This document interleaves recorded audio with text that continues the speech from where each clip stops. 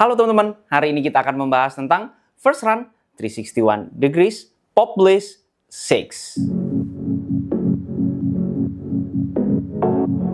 So tonight with this, what we're doing here and all getting together, we have to realize that, well, this is special.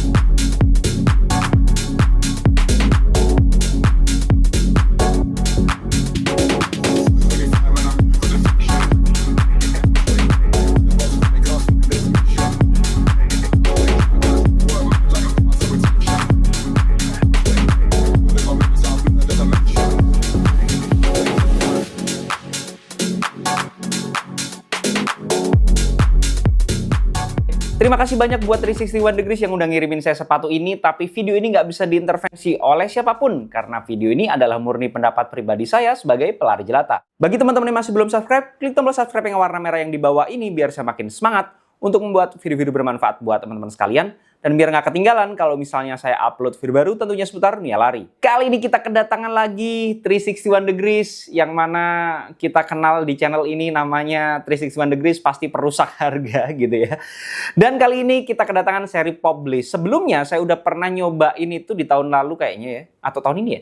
Itu Pop Bliss 4 SE Special Edition, yang mana di sepatu itu enak banget buat komuter, tapi bisa dipakai lari juga, dan enak juga sebenarnya. Tapi di sepatu ini, larinya atau runningnya jauh lebih kental ya. Jadi ini bener-bener sepatu running yang proper. Dan kalau saya ngelihat secara visualnya gitu ya, waduh ini menggoda banget untuk dicobain ya. Apa yang kalian lihat? Ya jelas yang paling dinotis pertama adalah ketebalan midsole-nya. Ini tuh tebel parah. Tebel banget ya, dan kalau dipegang dari luar aja udah kenyal gitu. Jadi bikin penasaran banget untuk nyobain lari di sepatu ini. Oke, nggak usah lama-lama, kita langsung bahas mulai dari beratnya terlebih dahulu. Setelah saya timbang manual di ukuran saya 42, sepatu ini tuh ada di angka 327 gram, termasuk berat. Jadi kalau kita lihatnya dia bulky, besar banget bentukannya gitu ya, sesuai karena memang beratnya aja 300 gram lebih, bahkan 327-an gram gitu ya. Biasanya saya kategorikan sepatu lari yang standar itu 250 sampai 300 gram beratnya. Ini di atasnya rata-rata atau di atasnya medium lah ya. Bahkan bukan di atas tipis, tapi di atasnya jauh, 327 gram. Tapi saya herannya, setelah saya dipakai lari itu beratnya sendiri nggak kerasa seberat itu. Kayak di bawah 300 gram aja gitu. Rasa dipakai larinya ya, feel ridingnya itu beda dengan berat timbangannya. Yang mana kalau saya pribadi berat 320 tuh kayaknya bakal membebani kaki banget. Tapi ternyata enggak juga. Sepatu ini dipakai di kaki saya. Dipakai lari ya feel-nya itu mirip-mirip sama yang di bawah 300-an. Ya 300-an lah ya, nggak sampai 320 juga gitu loh. Lanjut ke uppernya. Untuk uppernya sendiri dia bahannya mesh. Yang mana meshnya ini agak sedikit tebel materialnya. Yang mana dia lebih ke arah TPU, tapi apa ya, kok TPU sih? Apa ya, ke arah plastik lah ya. Ke arah bukan feel fabrik yang kayak kain gitu, tapi ini lebih kalau dipegang begini kerasa banget feel terasa plastiknya. Keuntungannya adalah awet, durability-nya pasti lebih bagus karena kalau yang fabric biasa yang kayak kain apa ya, dari benang gitu mungkin ya, atau apa sih istilahnya, saya kurang paham. Yang jelas kalau yang material lebih ke fabric itu biasanya durability-nya lebih rendah dan lebih mudah jebol gitu ya. Walaupun sebenarnya nggak gampang juga. Cuman ini akan jauh lebih durable aja. Durability-nya lebih teruji dan lebih apa ya, lebih bisa diandalkan lah. Meskipun saya nggak tahu ya umurnya seperti apa untuk upper sepatu ini. Yang jelas dia pasti uppernya akan lebih awet aja kalau dibandingkan dengan yang fabric seperti biasanya gitu ya. Karena memang udah lagi ngetren aja yang materialnya ke arah-arah plastik seperti ini. Kemudian kita bahas tentang materialnya itu sendiri, yang mana dia nggak terlalu tipis karena dia single layer doang, tapi materialnya kerasa kokohnya, yaitu balik lagi karena pas saya pegang memang kerasa agak sedikit lebih tebal. Durability-nya kemungkinan besar akan lebih bagus, balik lagi ke durability. Cuman kalau tebel itu apa ya, bisa dibilang pada saat kita di dalamnya itu nggak feel kayak racing shoes lah ya, karena memang bukan yang pengen kenceng-kencengan pakai sepatu ini, atau pengen lari dengan tempo, atau interval, atau race day bukan pakai sepatu ini. Feel-nya memang kayak lebih ke daily trainer. Biasanya daily trainer itu uppernya agak sedikit tebel gitu ya. Nah, ini nggak setebel itu juga sih sebenarnya, tapi karena memang single layer dan single layernya yang kerasa agak tebel. Pada saat bersentuhan dengan kaki kita, rasanya sih nggak yang senyaman itu, tapi nggak yang nggak nyaman juga, ya B aja lah ya, ala-ala plastik, tapi di antara plastik-plastik yang lainnya, upper yang seperti ini ya sebenarnya udah oke juga gitu loh. Nggak ada perasaan tidak nyamannya sama sekali, tapi bukan yang kalau kita masuk terus kita langsung enaknya, bukan yang seperti itu ya. Jadi ya standar-standar aja sebenarnya untuk kenyamanan pada saat uppernya bersentuhan dengan kaki kita. Untuk breathability-nya sendiri sangat baik karena setelah saya tes dengan mesin asap, dia termasuk sirkulasinya bagus ya. Karena saya nggak nyangka aja, maksimalis seperti ini. Ini kan sepatu Max Cushion ya, sepatu yang super maksimalis yang kayaknya banyak banget di bentukannya di mana-mana, supportnya banyak, tapi breathability-nya tetap terjaga dengan sangat baik. Itu adalah satu hal yang bikin kita betah di sepatunya. Selain breathability-nya yang bagus juga, yang bikin betah adalah dia toe box-nya versinya wide, dan ini wide-nya enak banget. Kalian tidak akan merasakan kedodoran di sepatu ini, tapi sangat tidak mungkin kalian merasa kesempitan karena seenak itu. Jadi jari-jari kalian itu bakal bisa bergerak dengan leluasa gitu. Jari-jari itu rileks banget di dalamnya, nggak ada tekanan dari kanan kiri atas, itu sama sekali nggak ada ya. Bahkan jari-jarinya itu dilebarin gini masih bisa menurut saya, dan kayak ruangnya itu terasa longgar tapi nggak kedodoran rasanya, itu enak banget. Jadi kita bakal betah banget, udahlah breathability-nya bagus. Kemudian untuk fittingnya sendiri termasuk cukup nyaman gitu ya, leluasa atau rileks lah di dalam toe box sepatu ini. Jadi kalau kalian pakai biasa sepatunya itu upsize satu ukuran karena kaki kalian lebar, mungkin kalian nggak perlu lagi upsize pakai sepatu ini karena saya jamin untuk lebar daripada toe box-nya udah pas banget. Lanjut ke lacing sistemnya. Untuk lacing sistemnya sendiri sebenarnya nggak ada hal yang aneh-aneh. Di sini ada hole-hole-nya, layernya tambahannya di sini di setiap hole-nya. Ada layer tambahan yang cukup tebal tapi di titiknya doang gitu ya, biar nggak ketebelan juga untuk layernya. Di belakang juga ada runners knot-nya, sudah ada lubang tambahannya di sini. Kemudian untuk tali sepatunya juga oke sih, tali sepatunya yang agak sedikit agak sedikit keset gitu loh. Jadi pada saat kita tali tuh rasanya bener-bener mantep, secure, nggak akan ada perasaan copot pada saat kita tali.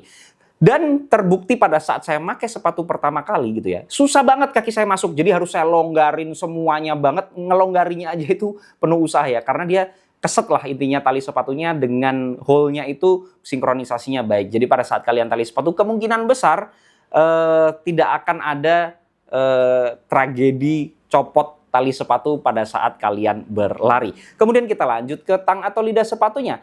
Tangnya sendiri dia cukup nyaman ya, ada padding yang lumayan dikasihnya, nggak yang sebanyak Max Cushion shoes biasanya, tapi di atas rata-rata juga tetap. Dan paddingnya yang dikasih itu tengah ke atas sini ya, jadi dari tengah ke atas aja. Tengah ke bawahnya enggak, karena memang dia hanya mesh-mesh gini aja, yang mana menunjang breathability-nya dan menekan beratnya juga ya. Dan paddingnya sendiri sebenarnya nggak ada yang spesial, cuman dia bekerja sesuai dengan yang saya harapkan sih. Jadi dia itu nempel, kemudian nggak banyak pergerakan yang gimana juga.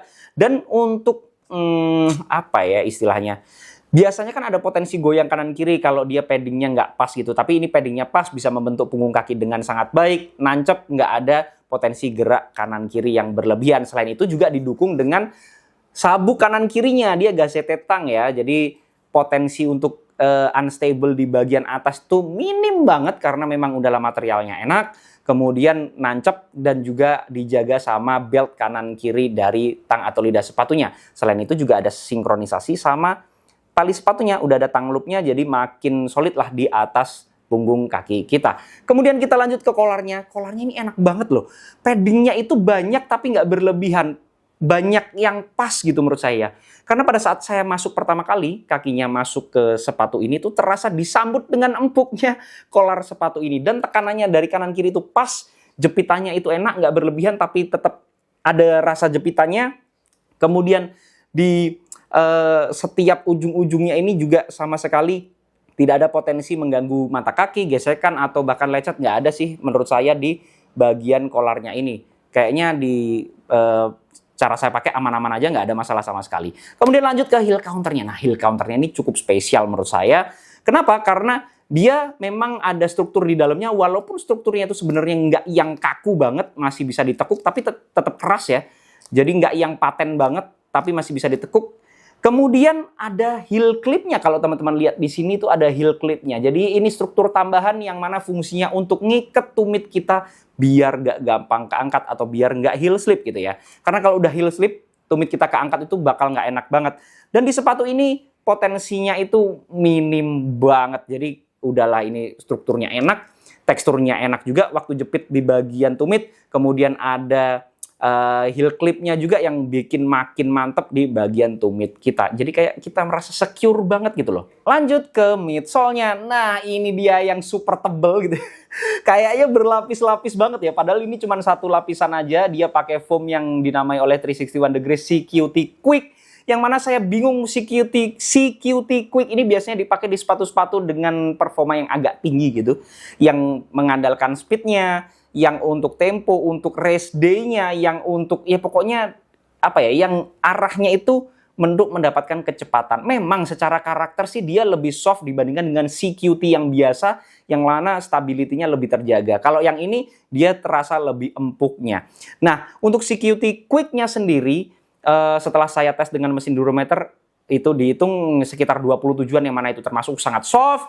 Jadi nggak yang berlebihan banget. Karena memang menurut saya softnya itu enak, pas bisa diajak lari tanpa harus goyang berlebihan kanan kiri, tapi empuknya itu enak banget. Landing kita itu kayak soft gitu loh. Soft landing pada saat kita strike ke tanah itu terasa disambut dengan empuknya CQT Quick-nya.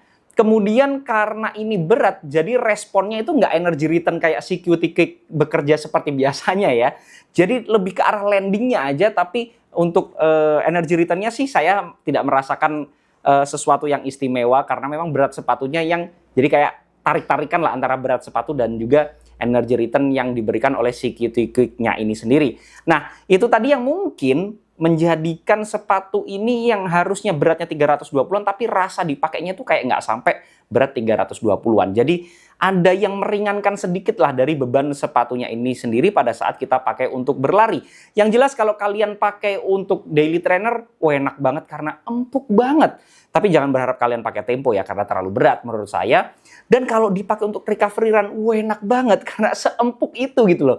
Empuknya itu bukan ya empuk sweet spot lah menurut saya. Bukan empuk yang bikin kita goyang kanan kiri, yang bikin bahaya, yang bikin kaki kita manja. Tapi empuknya ini memang soft landing aja. Bukan apa ya, bukan sampai kita harus menyeimbangkan seperti apa, atau kayak kita berjalan di atas kasur misalnya, enggak kayak gitu. Tapi lebih ke soft landing aja. Kayak kalau mobil tuh suspensinya yang enak gitu ya. Tapi tetap terasa stabilnya. Nah, kalau kalian nggak sekedar running, walking pun kalian bakal betah banget berdiri di atas sepatu ini. Betah jalan jauh di sepatu ini, lari juga bakal betah banget sih pakai midsole sepatu ini. Lanjut ke outsole-nya. Ini pertama kali ya saya 361 Degrees melihat menggunakan diamond grip. Ini namanya diamond grip dari 361 Degrees. Kebanyakan pakai kas poliuretane itu sih, yang materialnya kayak plastik transparan gitu. Tapi ini lebih ke rubber ya. Jadi walaupun plastik juga sih sebenarnya. Tapi beda aja material. Dan feel-nya beda juga. Karena setelah saya pakai ini terasa lebih mantep aja menurut saya kalau untuk durability ya. Karena durability-nya akan lebih, ya kalau saya lebih teruji gitu loh. Nah, ini dikasihnya juga tebel banget. Dan kalau misalnya kalian dipakai di nggak cuma aspal doang, saya rasa juga masih aman ya, karena nggak yang semulus itu, ada teksturnya. Yang mana saya pakainya sendiri sih di pengalaman pertama cuma dipakai di aspal kering, jadi nggak ada masalah sama sekali. Tapi kalau dipakai yang kayak gravel gitu, saya rasa juga masih aman banget. Cuman nggak enaknya kalau outsole yang seperti ini, biasanya memang berat sepatunya akan menjadi lebih berat daripada yang kas poliuretane. Material kas poliuretane itu biasanya lebih ringan ya. Durability-nya sih menurut saya masih bisa diperdebatkan. Dan kalau CPU itu biasanya materialnya agak lebih tipis dibandingkan dengan rubber. Jadi keawetannya lebih menang karena dikasihnya tebel gitu ya. Saya nggak tahu berapa umurnya. Yang jelas sedikit meyakinkan kalau lihat dari material yang digunakan dan juga ketebalan yang dikasih di sepatu ini. Nah, kalau 361 degrees nggak mungkin kita nggak bahas harganya nih. Harganya, karena 361 degrees sering nggak masuk akal ya. Untuk sepatu ini, Pop Blaze 6 dibanderol nggak sampai 1 juta. 900 ribuan. 900 ribu dapat sepatu sepremium ini, menurut saya sih, ya itu termasuk harga yang nggak masuk akal ya. Menurut saya, ini harga kalau mungkin brand-brand Amerika, Eropa, ya atau Jepang gitu ya, mungkin harganya udah 3 jutaan kali ya. Dan saya seneng juga sama warnanya. Menarik banget loh. Ini kalau dipakai sehari-hari juga bakal betah pakai sepatu ini sih dengan harga segitu. Saya rasa value for money-nya tetap ada. Mungkin itu tadi yang bisa saya bahas dari first run impression 361 degrees Pop Blaze 6 ini. Tapi balik lagi, itu semua adalah pendapat pribadi saya. Jadi teman-teman boleh banget nggak setuju. Kalau ada koreksi, masukan, pertanyaan, dan juga pembahasan, bisa langsung sharing di kolom komentar. Jangan lupa subscribe channel ini biar saya makin semangat untuk membuat video-video bermanfaat buat teman-teman sekalian. Dan biar nggak ketinggalan kalau misalnya saya upload video baru tentunya seputar Nia Lari. Assalamualaikum warahmatullahi wabarakatuh.